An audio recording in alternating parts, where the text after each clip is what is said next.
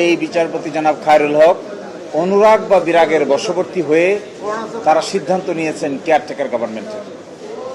এটা কি আসলে অভিযোগটা কি? অভিযোগটা হলো একটা আদেশ যা ওপেন কোর্টে ঘোষণা করা হয়েছে, এই আদেশটাকে পরিবর্তন করে ফেলেছেন যখন পূর্ণাঙ্গ জাজমেন্ট বেরিয়েছে।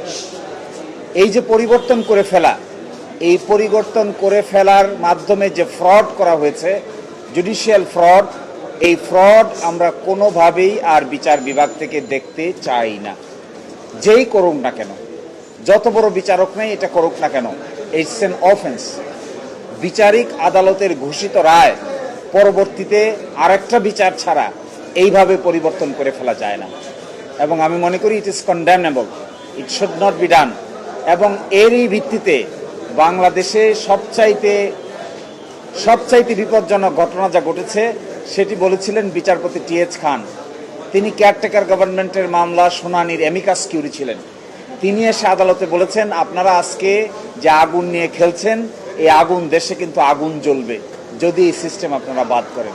আপনারা দেখবেন বিগত 15 বছরে আমাদের এই মাতৃভূমিতে আগুনই জ্বলেছে, ভালো কিছু হয় নাই, কনস্ট্রাকটিভ কোনো কাজ হয় নাই।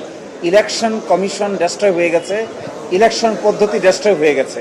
ফলে আমি মনে করি বিচারপতি খায়রুল হক সাহেবের এই ফ্রড যদি তারা না করতেন, তাহলে পরবর্তীতে এই ধরনের কনসিকুয়েন্স এই জাতিকে বহন করতে হতো না।